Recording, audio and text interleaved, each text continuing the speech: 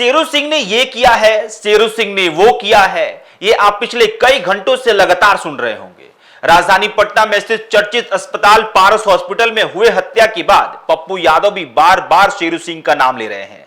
चंदन मिश्रा और शेरू सिंह के बीच संबंध क्या था, यह सब कुछ मैं आपको इस वीडियो में बताऊंगा। लेकिन उससे पहले आप उस घटना को जान लीजिए जो घटना 17 जुलाई को सुबह हुई और उसके बाद शेरू सिंह की चर्चा होने लगी। राजधानी पटना के मशहूर पारस अस्पताल में 5 लोग बेखौफ तरीके से घुसते हैं, दूसरी मंजिल पर बने कमरा नंबर 209 के सामने पहुंचते हैं और कैमरा की तरफ देखते हैं और किसी खलनायक फिल्म्स के गैंगस्टर की तरह हथियार निकालते हैं और पिस्टल में गोलियां लोड करते हैं और फिर कमरे में मौजूद मरीज को मारकर बड़े इत्मीनान से फरार हो जाते हैं। न आने में दिक्कत और ना ही जाने में दिक्कत। अस्पताल से बाहर निकलने में दिक्कत, ऐसा मानो कह रहा हो मैं हूं बादशाह। कुछ ही पल के बाद यह स्पष्ट हो गया कि जैसे गोली मारी गई है वो भी कोई सामान्य आदमी नहीं है, बल्कि बक्सर का खूंखार अपराधी चंदन मिश्रा है, जिस पर दर्जनों हत्याओं के आरोप है और उसे हत्या के जुर्म में उम्र कैद की सजा हो चुकी है। और उसके बाद मचे उथल पुथल में पप्पू यादव जब पहुंचते हैं और वो कहते हैं कि यह शेरू सिंह ने करवाया है और शेरू सिंह कोई और नहीं कुख्यात अपराधी और चंदन मिश्रा का दोस्त है, जो एक वक्त में उसके जुर्म का पक्का साझेदार था। और पिछले दिनों दोनों के रास्ते इस कदर अलग हुए थे कि दोनों एक दूसरे के खून के प्यासे हो गए थे।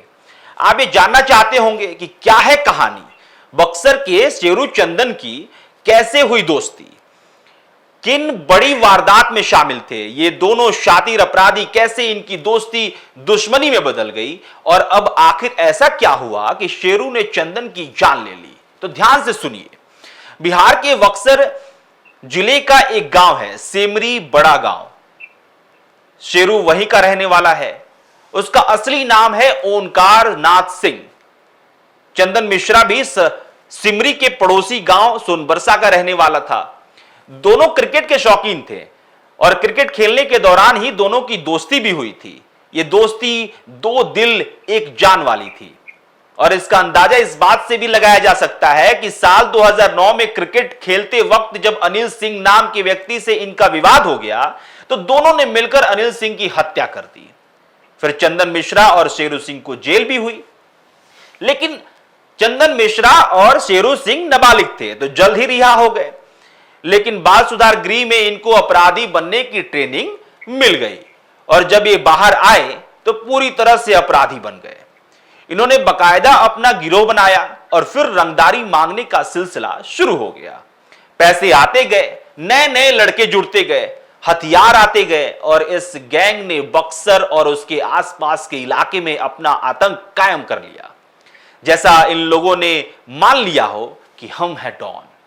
सिर्फ 2011 में ही इन गैंग ने कुल 6 हत्याएं की, जिसमें मार्च 2011 में हुई मोहम्मद नौशाद की हत्या, अप्रैल 2011 में हुई भरत राय की हत्या, मई 2011 में हुई जेल के क्लर्क हैदर अली की हत्या, जुलाई 2011 में हुई शिवजी खरवार और मोहम्मद निजामुद्दीन की हत्या और अगस्त 2011 में हुई चुना व्यापारी राजेंद्र केसरी की हत्या शामिल है।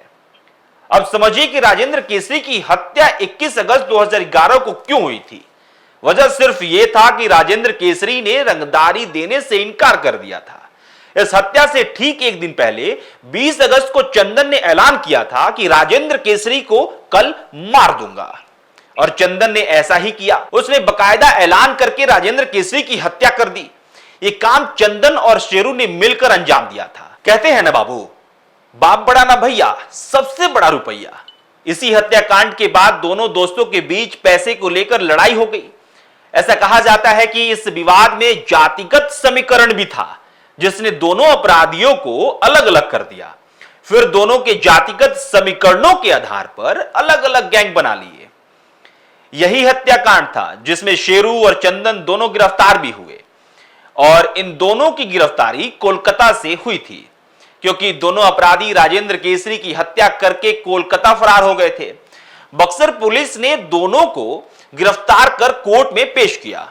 बक्सर से उन्हें भागलपुर और फिर पटना के बेउर जेल में शिफ्ट कर दिया गया। और कमाल की बात है कि जेल में रहने के दौरान भी दोनों का आतंक कायम रहा और वो हत्याएं करवाते रहे। इसी दौरान राजेंद्र केसरी हत्याकांड में दोनों को सजा हो गई।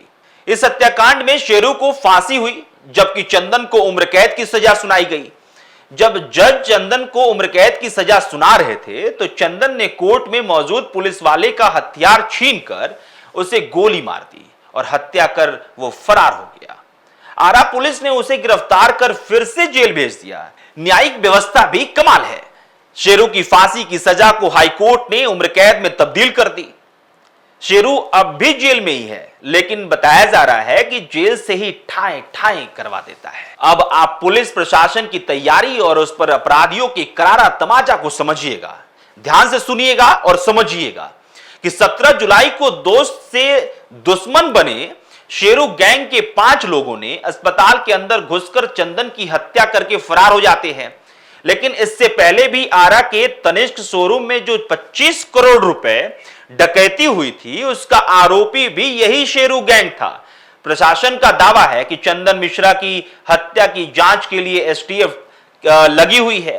अपराधियों के चेहरे सीसीटीवी में कैद है। ये तो हास्यास्पद है ना कि सीसीटीवी के होने के बावजूद, उस कैमरे की तरफ देखने के बाद भी ये जो गुंडे हैं, अपराधी हैं, वो बिना नकाब के करते हैं, इस हत्याकांड को अंजाम देते हैं। पुलिस का कहना है कि शिनाख्त करने में शायद ही कोई दिक्कत हो, इसमें भी शायद है। लेकिन सबसे बड़ा सवाल बिहार पुलिस के इकबाल पर है, जिसने अपना दबदबा बनाए रखने के लिए 16 जुलाई को ही शूटर सेल गठन करने का ऐलान किया था।